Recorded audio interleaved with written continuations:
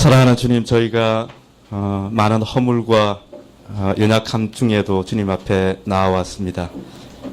저희가 주님 앞에 머리를 숙이고 또 마음을 낮게 만들 때 하나님, 주님께서 우리의 모든 허물을 사하시며 우리의 가장 연약한 것까지 찾아오셔서 우리를 회복시키시며 바르게 하시는 분인 것을 저희로 믿고 신뢰하게 하여 주시기를 소원합니다.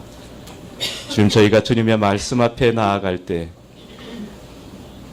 죄를 고집하는 마음을 버리게 하시고 용서하지 않는 마음을 내려놓게 하여 주시고 마음의 깊은 어두움과 상처들을 하나님 앞에 오롯이 드릴 수 있도록 주님께서 은혜를 허락하여 주시기를 소원합니다. 예배의 자리로 나아갈 때 저희 마음을 겸손하게 하시고 낮아지게 하여 주시기를 소원합니다.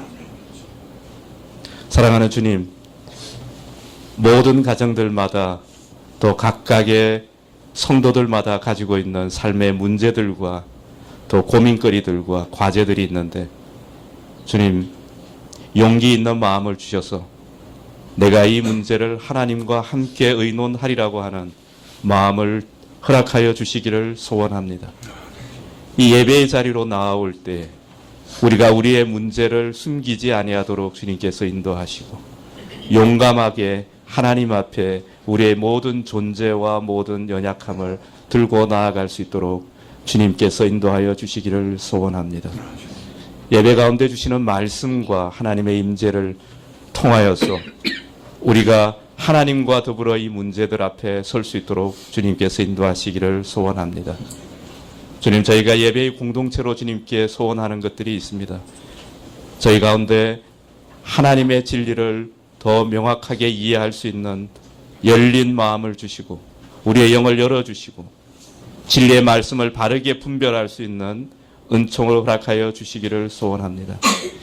세상이 지극히 악하고 속이며 우리에게 두려움을 주고 있는데 사랑하는 주님, 하나님의 백성으로 이 땅 가운데 굳게 설 수 있도록 주님, 진리에 대한 명확한 깨달음과 하나님 우리 주 예수 그리스도의 다스리심에 대해서 신뢰하는 마음을 저희 가운데 주시기를 소원합니다.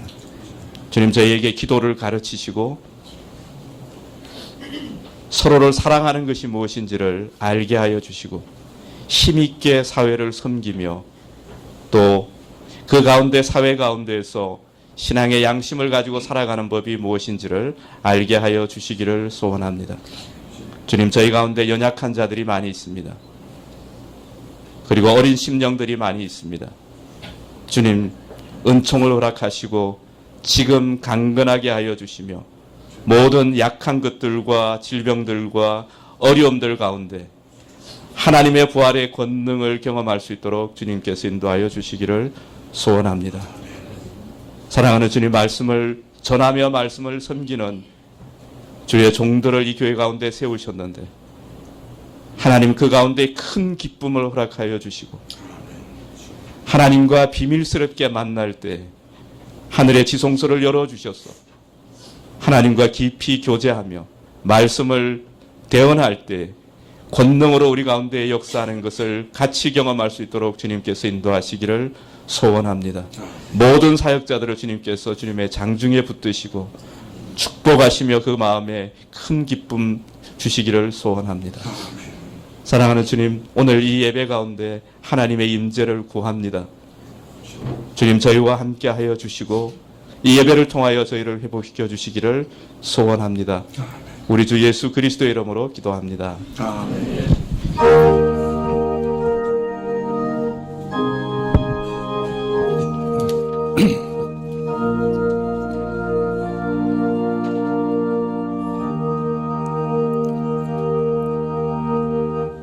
네, 말씀은 야고보서 2장 1절부터 6절까지 말씀입니다.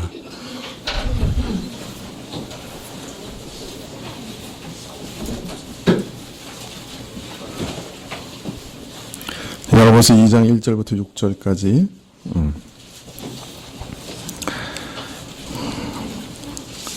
네, 신약 372쪽입니다.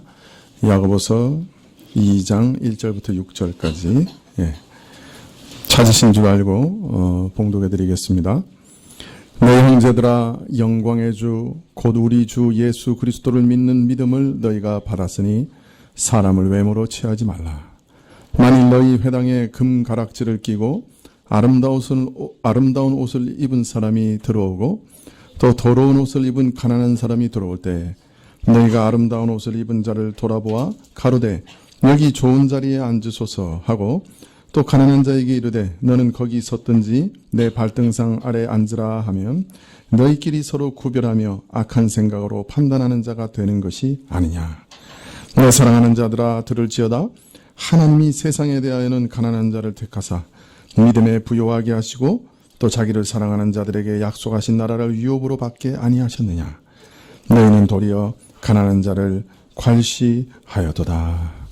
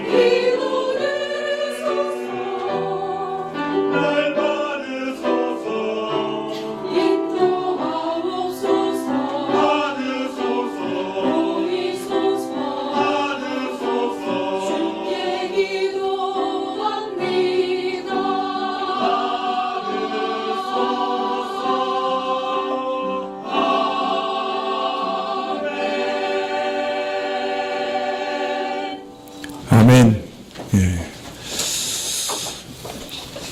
우리는 지난 몇 주간 동안 참된 종교의 세 가지 표지, 참된 경건의 세 가지 증거에 대해 살펴보았습니다. 이 세 가지 표지는 첫째는 자신의 혀를 단단히 제어하는 것이고, 두 번째는 고아와 과부를 환난 중에 돌아보는 것이며, 세 번째는 자신을 지켜 새 속에 물들지 않는 것이라. 그리고 지난 시간에는 이 세 가지 표지 중에 마지막 표지, 즉 자신을 지켜 새 속에 물들지 않는 일에 대해서 말씀을 드렸습니다. 우리는 구원 얻은 이후에 바로 천국으로 옮겨가는 것이 아니죠. 여전히 우리는 이 세상에 남아 있습니다.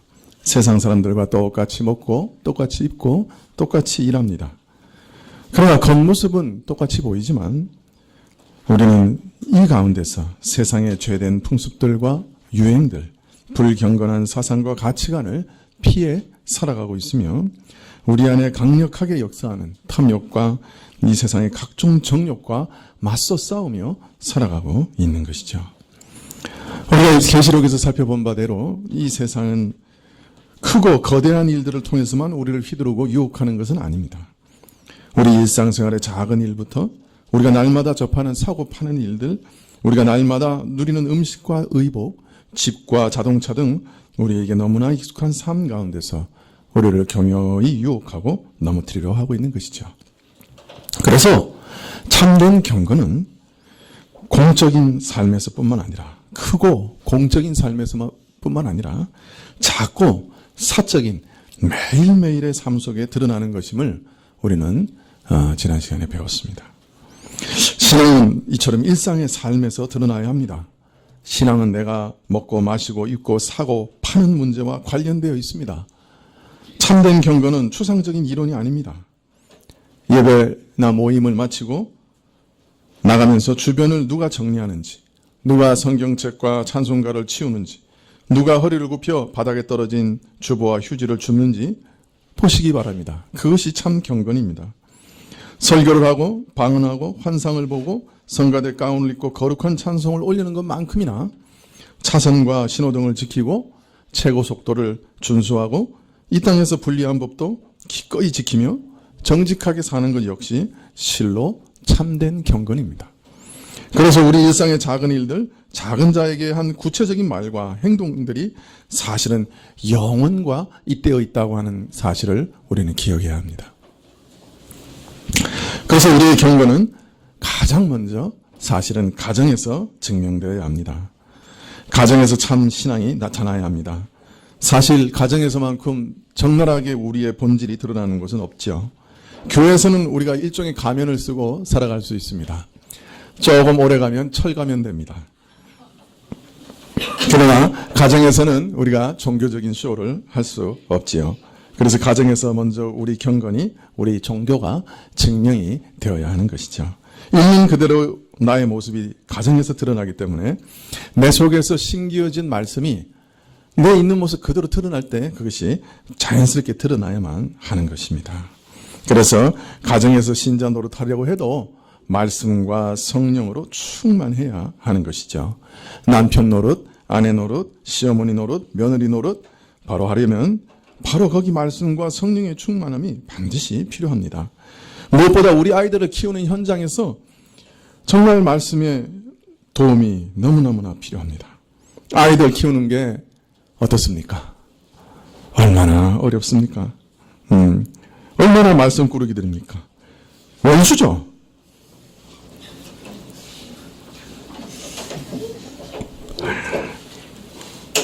아이들을 잘 키우려면 하나님께서 우리 마음에 심어주신 말씀과 지혜, 분별력, 영적인 권위, 인내심, 성령 충만이 필요합니다.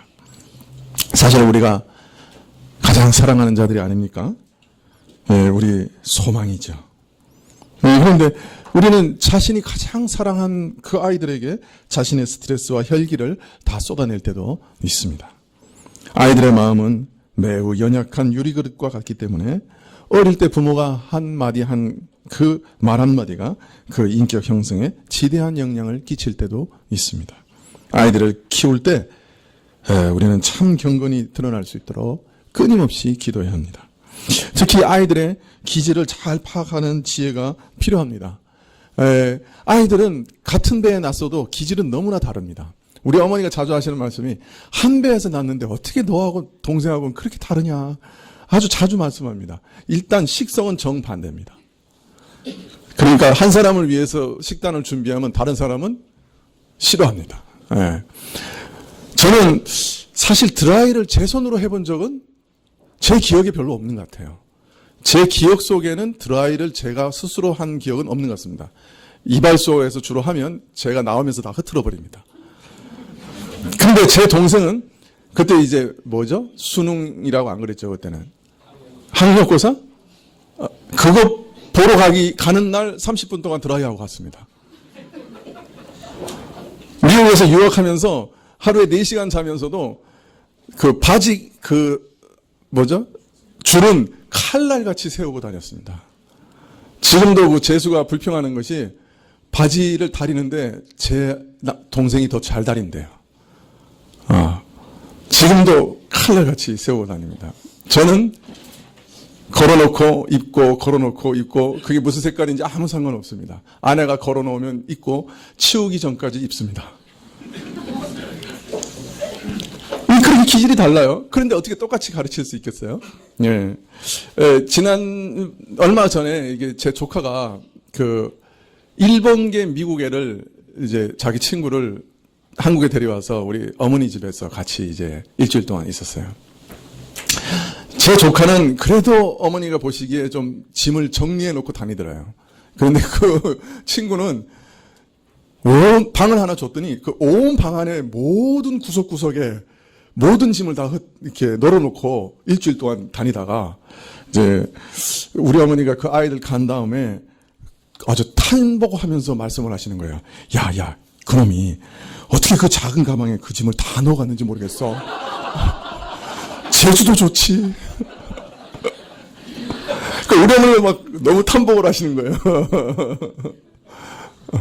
기질이 달라요, 사람은. 네. 저는 책 정리를 정말 잘합니다. 네, 뭐 자랑은 아니지만, 이제 제가 이제 그 서점에서 이제 좋은 책을 발견한 다음에 살 때, 그래도 예전에도 샀을 가능성도 있거든요. 그러면 이제 제가 아내한테 전화합니다.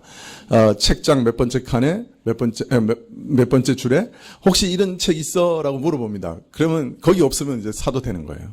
제 머릿속에 쫙 이렇게 정리가 되어 있습니다. 근데 곽우성 목사님은 전혀 다릅니다. 아시죠? 제가 이상하게 생각했던 거는 그 목사님은 물론 책장이 없어서 그랬는지 모르지만 집에 가면 책을 방바닥에서부터 딱 하늘까지 쌓아놓습니다. 이게 그렇고 앞면을 보고 쌓아놓는 것도 아니에요. 뒷면이에요. 이렇게 그냥 책을 쌓아놨어요. 무작위로. 근데 그 책을 골라내요. 그거 참 신기하죠? 근데 더 신기한 거는요, 뭔가 이렇게 막 생각이 나시잖아요. 그러면 뭐 메모장을 만들어 놓는 게 없어요. 그냥 주변에 휴지에도 적고, 어떤 때는 신문지 이렇게 뜯어가지고 그 광고 빛난에다가 막 적어요. 근데 그걸 어떻게 보관하느냐? 책가필 속에 그냥 넣어놔요. 그런데 저하고 뭐 이렇게 막 심각한 얘기하다가, 그러고 떠오르면요, 그 책 속에서 메모를 찾아내요. 와, 천재예요, 천재.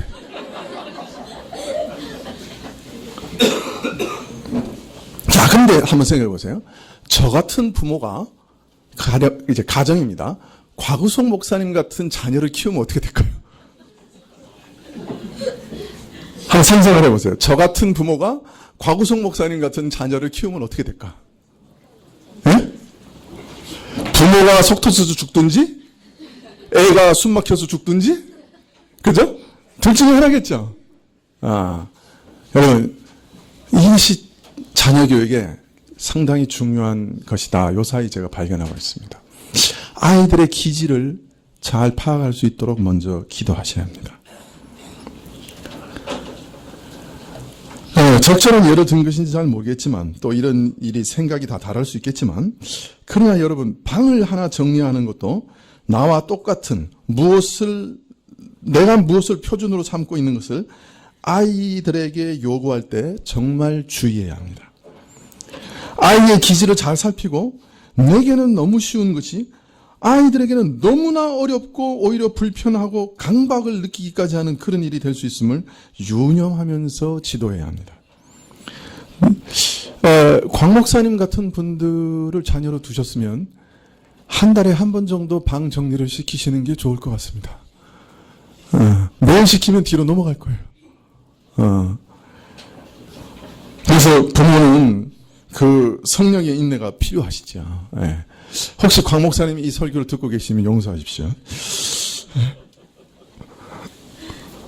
자칫 잘못하면 아이들의 창의성과 자유로운 사고를 우리가 그런 방식으로 부수어 버릴 수도 있습니다. 일반인들은 예술가들의 생각을 이해할 수 없습니다. 저같이 범인은 천재의 생각을 이해할 수가 없어요.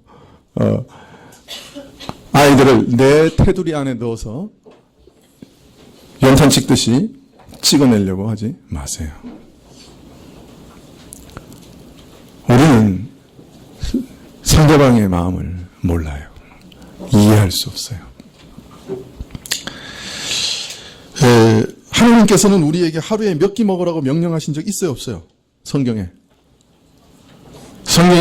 사람은 몇 끼 먹어야 된다 명령하신 적 있어요, 없어요?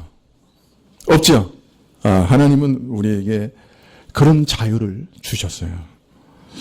하나님의 명령하신 도덕적 계명 이외에 우리는 아이들에게 사실은 자유를 주어야 합니다.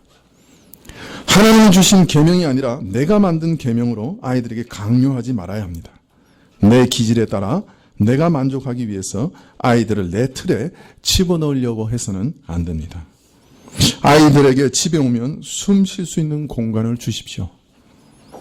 평안과 안식을 느낄 수 있게 해 주셔야 합니다. 자신의 불안감과 조급함을 하나님 앞에서만 처리하십시오. 그것을 아이들에게 쏟아넣어 아이들을 내몰려고 하지 마십시오. 자녀들에게 숨 쉴 수 있는 공간을 주십시오 라고 부탁하면서 오늘 또 한 번 불가능한 과업 가운데 여러분을 몰고 있는 저를 용서해 주시기 바랍니다. 무슨 말인지 잘 이해가 안 되시나?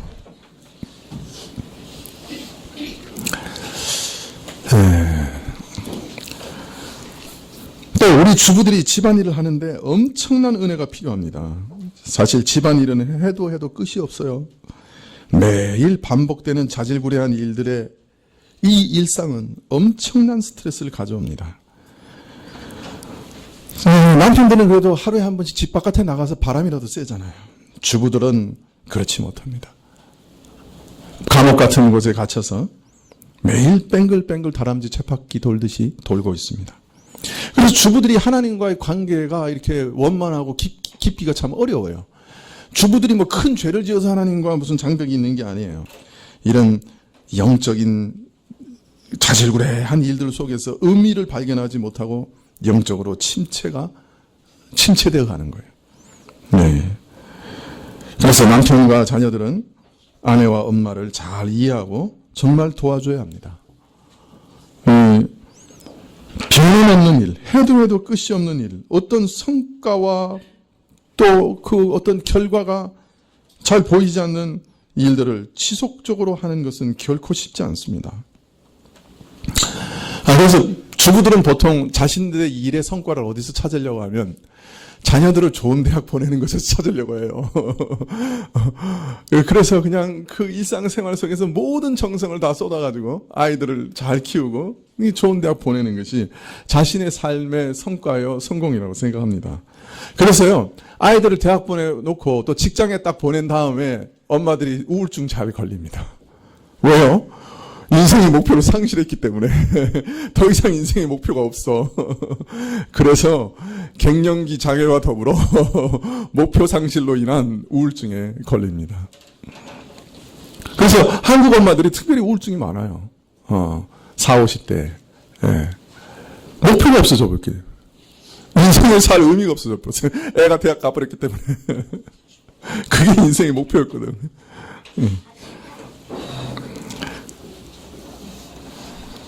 여러분, 사실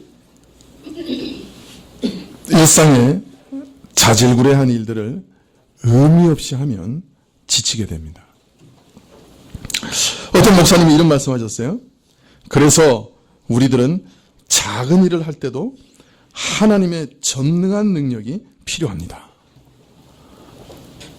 다시 한번 말씀드릴게요.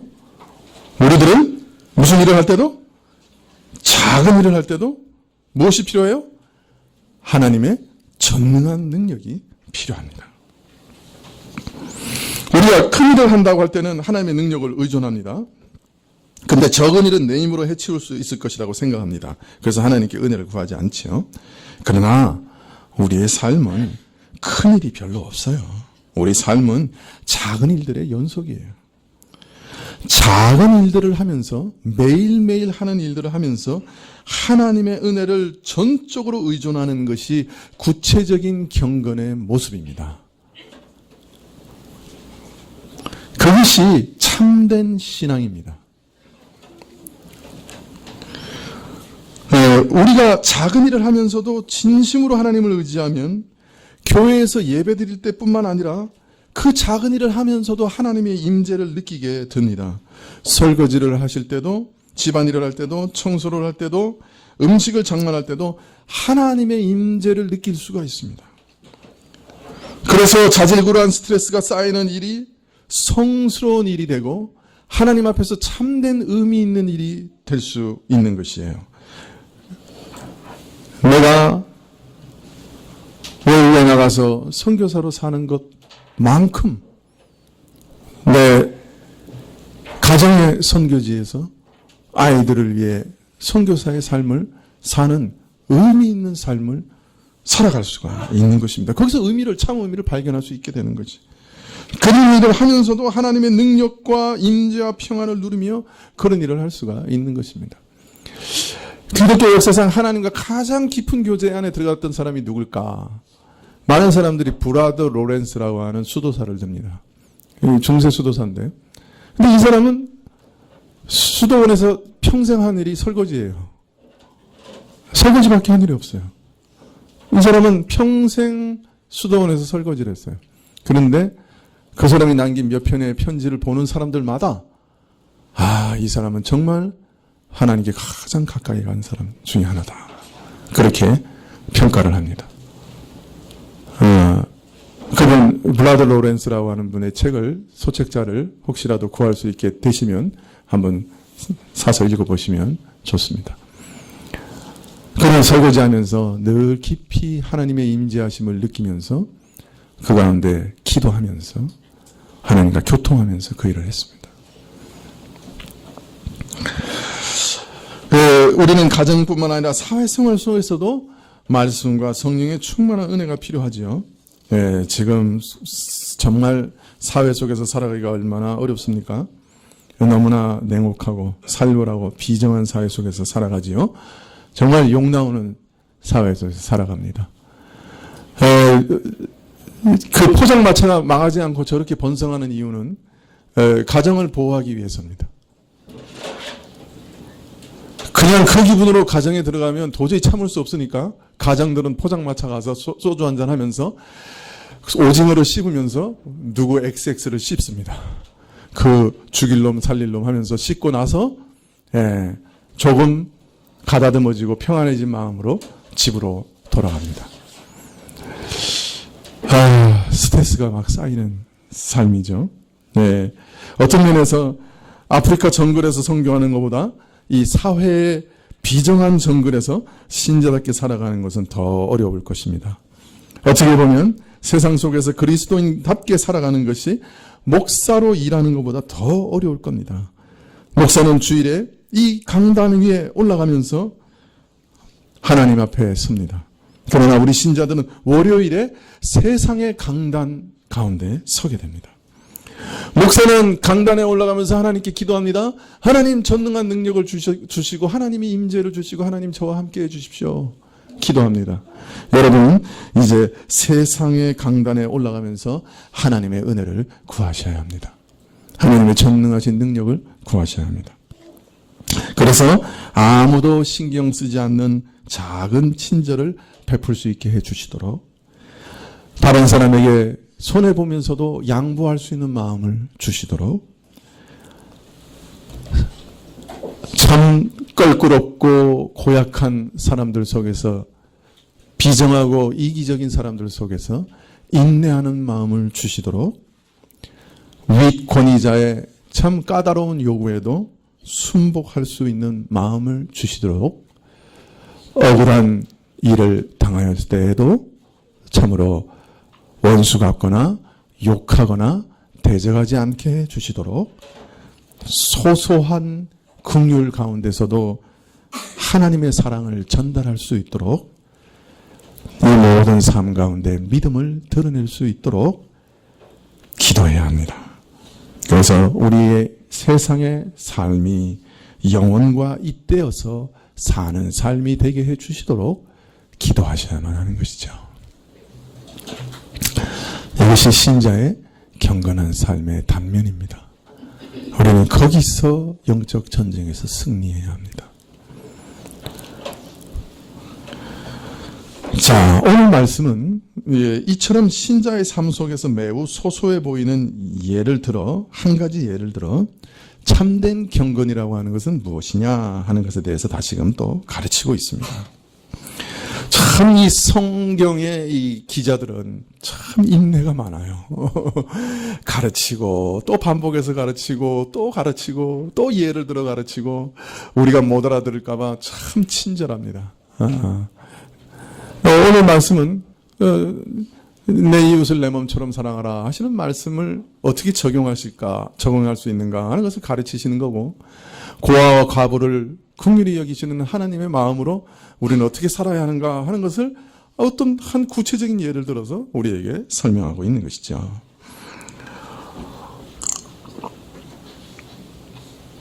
자, 오늘 야고보는 우리가 교회에 방문한 자들을 어떻게 대하는가 한번 살펴보라고 가르치고 계십니다.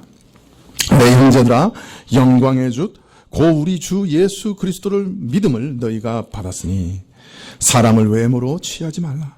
만일 너희 회당에 금가락지를 끼고 아름다운 옷을 입은 사람이 들어오고 또 더러운 옷을 입은 가난한 사람이 들어올 때 너희가 아름다운 옷을 입은 자를 돌아보아 가로되 여기 좋은 자리에 앉으소서 하고 또 가난한 자에게 이르되 너는 거기 섰든지 내 발등상 아래 앉으라 하면 너희끼리 서로 구별하여 악한 생각으로 판단하는 자가 되는 것이 아니냐.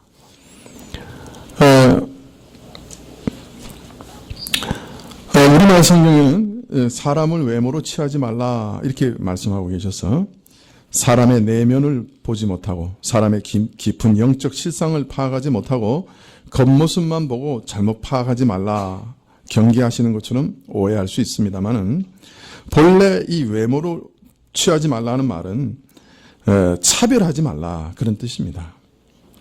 우리나라 성경에 외모로 취한다고 번역한 말은 원래 구약에서 얼굴을 보아준다 하는 말을 헬라어에 그대로 가져온 말인데요. 얼굴을 보아준다 그런 뜻입니다. 얼굴을 보아주면 어떻게 됩니까?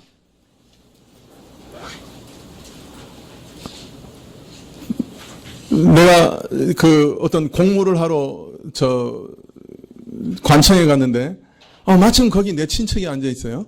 그래서 다른 사람들은 다 줄 서 있는데 친척이라고 얼굴 봐주면 어떻게 됩니까? 빨리 해주죠. 급행료 내지 않았는데도. 그러면 어떻게 됩니까? 그걸 무엇이 그렇게 될 때 결과가 뭡니까? 차별이죠. 네, 차별이 일어나는 것이죠. 그래서 얼굴을 봐주지 말라 하는 말은 바로 차별하지 말라 하는 말로 연결됩니다. 특별 대우를 하지 말라, 차별 대우를 하지 마라. 교회에 방문하는 사람이 둘이 갑자기 새로운 새신자지도 모르겠어요. 둘이 들어오는데 한 사람은 아주 좋은 차를 타고 이 참 옷은 뭡니까 프랑스산 여우 털로 된 외투를 입고 손에 3카рат짜리 다이아 반지를 끼고 위에 황금과 진주를 박힌 브로치를 달고 150만 원짜리 선글라스를 끼고 들어옵니다. 어떤 사람은 홈플러스에서 사서 한 3년 된 외투에 이렇게 너실너실 다 이렇게 군형이 나면서 냄새도 좀 적게 나고 얼굴도 좀 이렇게 안 씻고 머리는 뻐글뻐글 이도 약간 있는 것 같고 그런 사람이 이제 교회에 들어옵니다. 예. 자, 그런데 이제 뭐라 그럽니까? 여기서 한 사람을 보면서는 어서 오십시오. 아주 친절하게 대하고 여기 제일 좋은 자리가 있습니다. 여기 앉으시죠. 이렇게 합니다. 이 가난한 자가 들어오면 본체만 취합니다. 그리고 자리가 없으니까 여기 바닥에 좀 앉으시오. 그렇게 얘기합니다.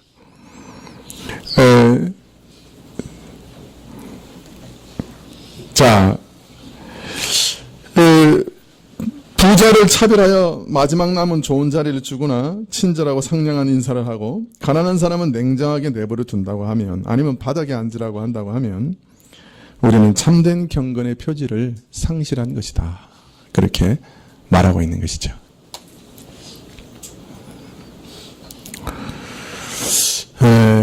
우리는 가진 분에 대해서, 부자에 대해서 거의 본능적인 존경과 호감을 가지고 있습니다. 남이 갖지 못한 것을 소유하였거나 모든 것을 빠짐없이 갖춘 사람에 대한 선망과 부러움과 존경 자체가 특별히 나쁘다고 할 수는 없죠.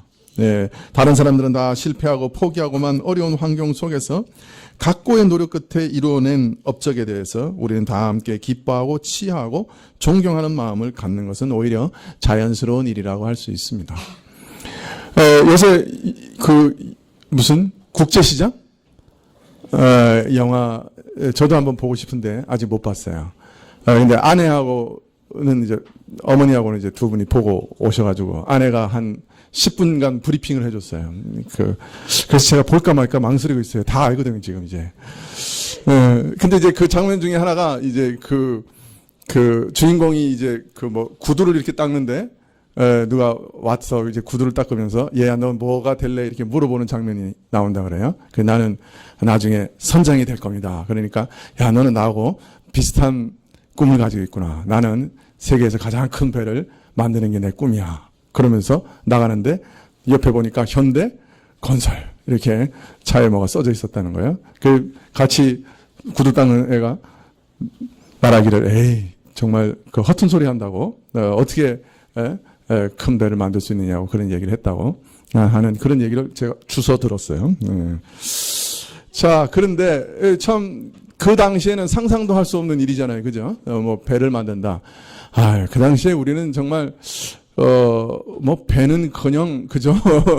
목선도 하나 제대로, 못 만드는 그런, 지경이었는데, 세계에서 제일 큰 배를 만들겠다. 그런 생각을 했는 거 보면 정말 존경할 만하죠. 예.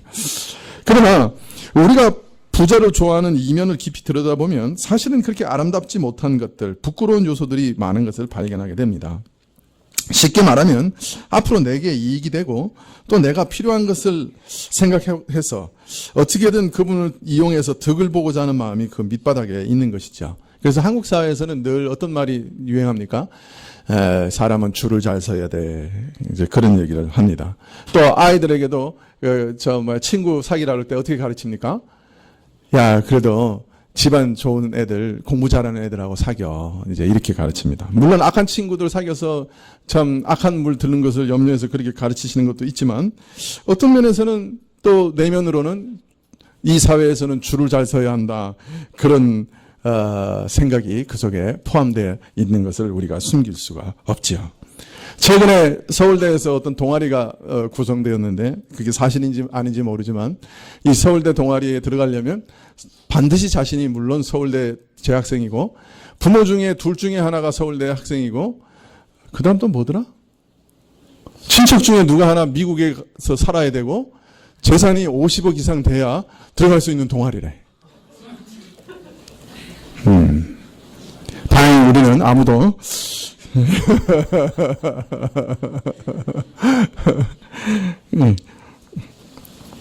왜 이렇게 끼리끼리 모이고, 그죠? 왜 이렇게 차별하고, 그죠? 왜 이렇게 하는 거예요? 왜 서로 줄 잘 서려고 그러는 거죠? 그죠? 이런 것들은 가진 것이 많고 힘 있는 자들을 가까이 하고 또 서로 가까이해서 이득을 보겠다고 하는 어떤 부끄러운 욕망을 드러내는 일이라고 할 수 있습니다. 본능적으로 내게 이익이 있는가 없는가 하는 것을 따져서 사람을 사귀려고 하는 그런 생각이 우리는 뼈속같이 스며들어 있어서 힘있고 부한 분을 보면 나도 모르게 머리를 숙이고 아부하면서 이리로 오시오, 저리로 앉으십시오. 내가 이 좋은 것을 알고 있습니다. 간이라도 빼어줄 것 같이 온갖 친절을 베풉니다. 정작 돈이 많은 부자는 돈 낼 생각조차 안 하는데 괜히 자기 쓰기도 빠듯한 주제에 다 털어서 이것저것 사대면서 온갖 도움과 친절을 부자에게 베풉니다마는 부자야 그런 것이 아쉬울 것이 없고 관심도 없으니 시큰둥합니다. 그런데 가까이 해봐야 아무 득이 없고 그저 내가 내 것 가지고 주어야 할 그런 가난한 자가 내게 접근하면 태도가 돌변합니다. 귀찮아하고 저리 가서 앉아라, 서 있어라, 내 마음대로 해라 냉정하게 돌아서 버립니다. 아무리 환심을 사려고 애를 써보아도 별 관심이 없는 부자들에게는 온갖 것들 갖다 바치며 낭비하면서 정작 내게서 따뜻한 정을 바라는 가난한 자에게는 매정하게 돌아서 버리는 그것이 우리의 본성입니다. 우리의 무정한 모습입니다. 세상 풍속 안에서 이런 생각과 태도가 완전히 타고난 본성처럼 되어버린 우리는 믿고 난 후에도 교회 안에서 옛 습관과 생각을 따라 행하기 쉽다. 그런 일들이 얼마든지 있을 수 있다 하는 것을 오늘 말씀에서 우리에게 말하고 있는 것이죠. 사실 오늘날과는 달리 부자와 소작인 뿐만 아니라 자유인과 노예, 주인과 종 등 참으로 더 다양한 사회계층이 함께 모여 있었던 당시에 부자와 가난한 자, 자유인과 노예들을 나누어 차별하는 이런 일들이 지금보다 더 자연스러웠던 그 당시에 교회에 들어와서 늘 하던 대로 그렇게 행동하는 것이 크게 이상하게 느껴지지 않았을지도 모릅니다. 그러나 하나님은 그렇게 보시지 않았던 거죠.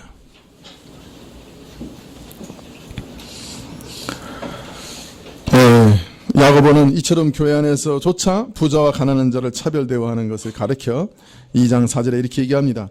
너희끼리 서로 구별하며 악한 생각으로 판단하는 자가 되는 것이 아니냐. 악한 생각으로 사람을 이리저리 판단해서 서로 쪼개고 나누고 갈라치는 것이 아니냐라고 지적하고 있습니다. 어떤 기준으로 사람을 판단하여 나누고 차별하는 어떤 기준으로 사람을 판단하고 나누고 차별하는 자들에게 이렇게 묻습니다. 누가 그런 기준을 교회 안에 끌어들였느냐? 누가 그런 기준들로 피차 판단하고 차별하라고 했느냐? 너희가 스스로 판단하는 재판장 자리에 앉을 것이냐? 너희가 하나님의 자리에 스스로 앉으려고 하느냐? 참 얼마나 무서운 질문입니까? 부자와 가난한 자를 나누어 편을 가르는 일은 이처럼 자신을 하나님의 자리에 앉히려고 하는 무서운 죄라고 아주 분명하게 책망하고 계시는 거예요. 이게 보통 일이 아니라는 거예요. 우리는 그냥 그게 본능적이고 본성적이고 그죠? 사회에서는 늘 통용되는 일이니까 그건 너무나 당연한 것이지만 교회 안에서는 절대로 그렇게 해서는 안 된다. 그거는 우리가 마치 하나님의 자리에 앉아서 사람들을 종류를 분별하고 너는 이리로 가라 너는 저리로 가라 사람을 판단하고 자르는 일과 나누는 일과 같다는 것이에요. 하나님 자리에 앉는 것이나 마찬가지라. 교회를 부자와 가난한 자로 편을 가르는 소소한 일은 소소한 일이 아니라 이처럼 무서운 죄악이라고 말하고 있는 것입니다. 자, 너희는 이처럼 하나님의 자리에 앉아 부자와 가난한 자를 차별하고 참으로 가난한 자들의 마음을 서럽게 하지만 하나님은 도대체 어떤 분이시냐? 야고보서 2장 5절에 내 사랑하는 형제들아 들을지어다.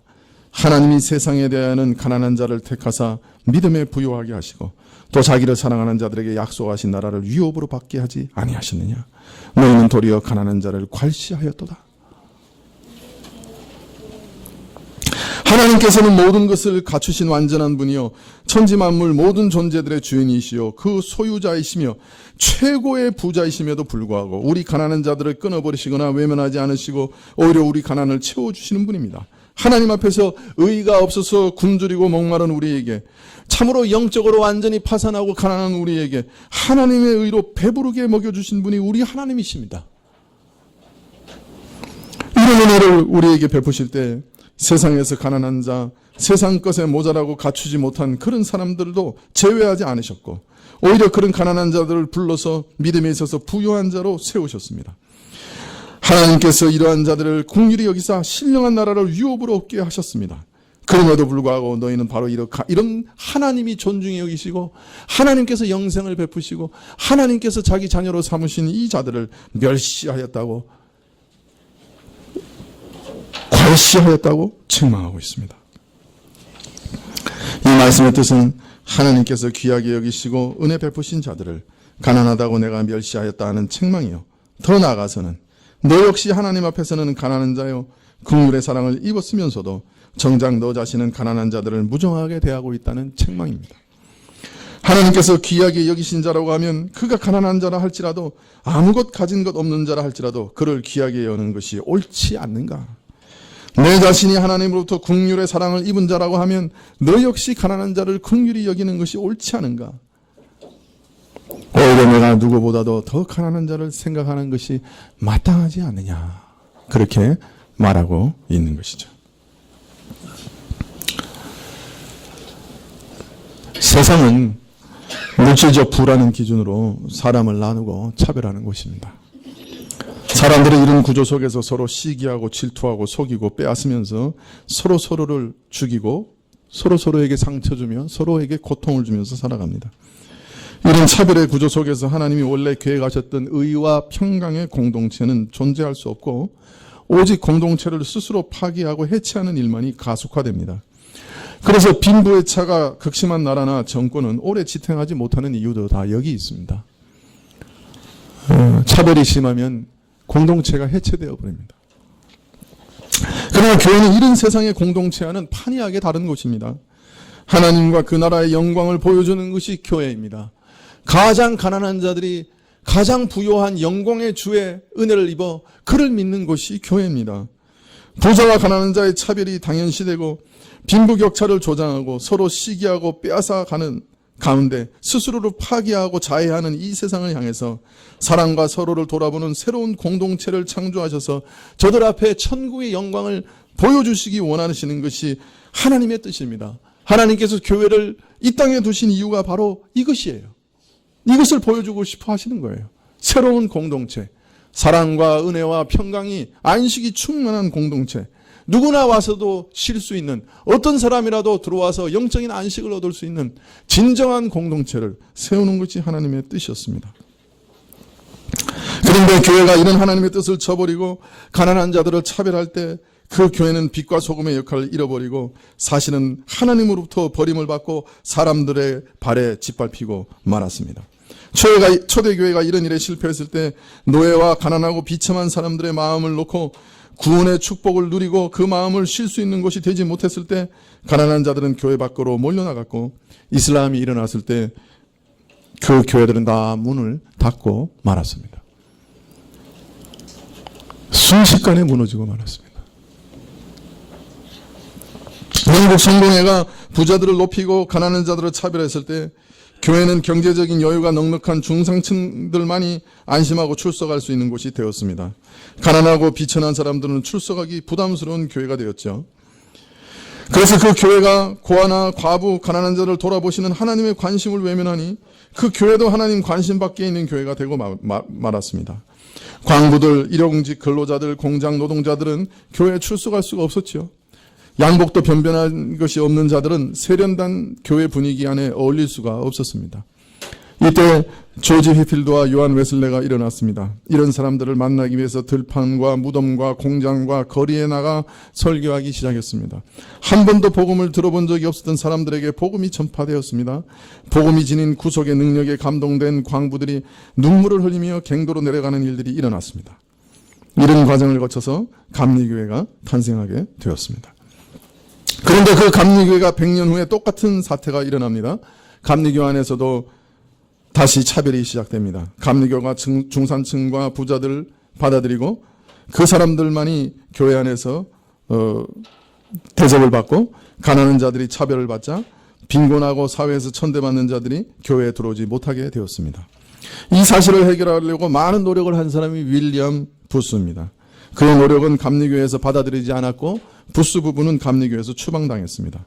이들 부부는 이후에도 구제사역을 계속했고 이들의 활동으로 탄생한 것이 구세군입니다. 조국의 교회를 돌아보면서 참으로 마음 아픕니다. 아픈 마음이 참 너무나 참 마음이 아픕니다. 교회 다니려면 돈이 있어야 한다는 말이 공공연하게 들리는 현실입니다. 어느 교회를 가도 돈에 대한 얘기밖에 없습니다. 가난한 사람들은 어느 교회를 가도 평안이나 안식을 얻을 수가 없는 지경입니다. 직분을 얻기 위해서도 교회에 반강제적으로 헌금을 내야 하고 기존 직분자들을 대접하려면 수천만 원이 들어서 돈이 없으면 교회 직분도 얻을 수 없다는 얘기가 들려옵니다. 이것은 참으로 좋지 않은 징조입니다. 가난한 자들을 차별하고 외면하는 교회는 하나님께도 외면당하는 것이 교회사의 증거입니다. 하나님께서 결코 차별하지 않으시고 오히려 더 귀중히 여기시고 관심 가지시는 자들을 더 돌보시며 참으로 사랑하는 자들을 외면하고 차별하는 교회를 하나님께서 어떻게 기뻐하실 수가 있겠습니까?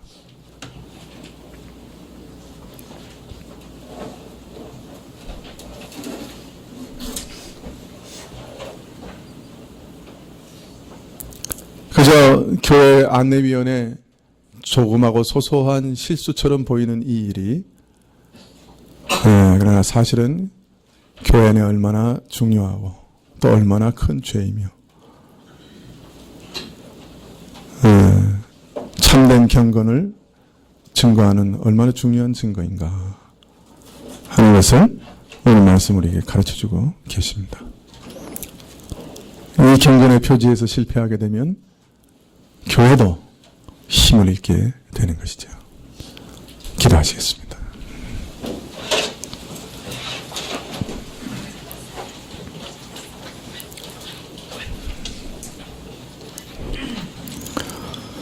우리 안에 있는 이 탐욕과 탐심이라고 하는 무서운 죄는 참 뼛속까지 스며 있어서 우리 자신도 스스로 잘 깨닫지 못합니다.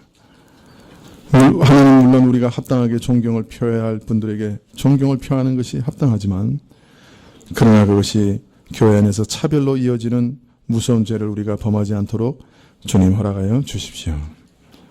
우리가 존경할 자들을 존경하되, 그러나 참으로 돌아보고 사랑을 베풀며 더 큰 관심을 지속적으로 주어야 할 자들을 외면하지 않도록, 냉담하지 않도록 저희를 지켜 주십시오. 저희가 모든 사람을 섬기며 사랑하는 일에 하나님의 도우심과 능력이 드러나게 해주십시오. 우리 마음속에 하나님의 귀한 말씀이 심기어져서 자연스럽게 우리 삶 속에서 이러한 자비와 긍휼과 섬김이 드러나게 해주시기를 간절히 기도드립니다. 예수님의 이름으로 기도합나이다. 아멘. 네, 찬송가 18장입니다.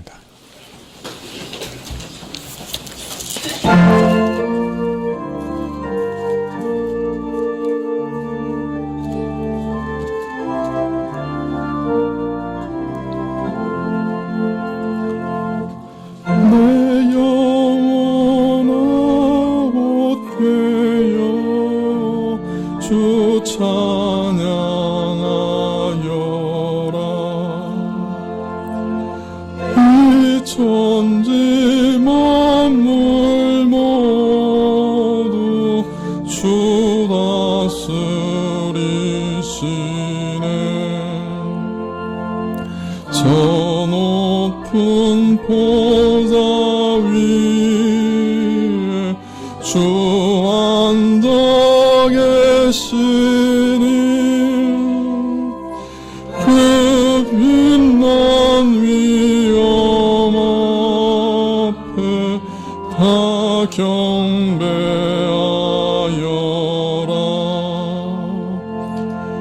큰 권능 거룩하심 내 주제 하나님, 은혜로 섭리하심 그 역사 빛나네. 온 땅과 넓은 바다 더 높은 하늘에 주 창조하신 만물 참 아름답도다. 나 고난 받을 때나 또 줄일 때에도 내 주님 나를 항상 위로해 주시네. 주하고 공경하며 보잘 것 없으나 주 나와 함께 계셔 늘 권고하시네.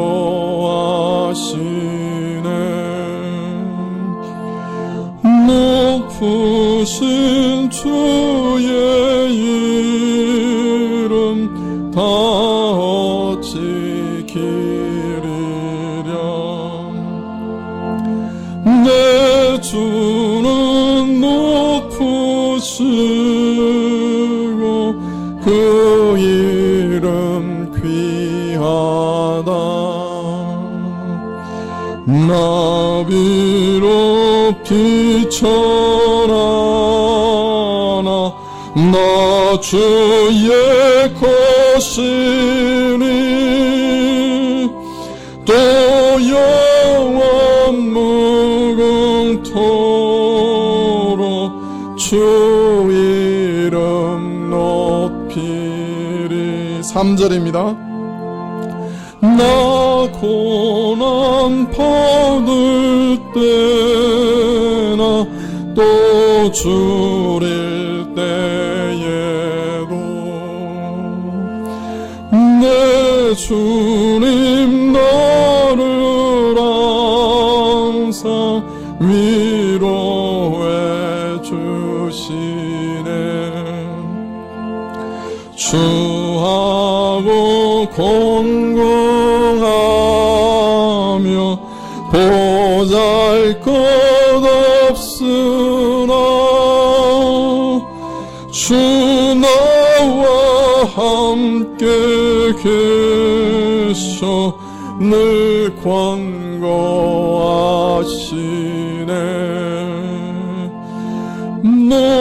높으신 주의 이름 다 어찌 기리랴. 내 주는 높으시고 그 이름 귀하다. 나비로 비춰나나 나 주의 것이니 또 영원 무궁토록 주 이름 높이리.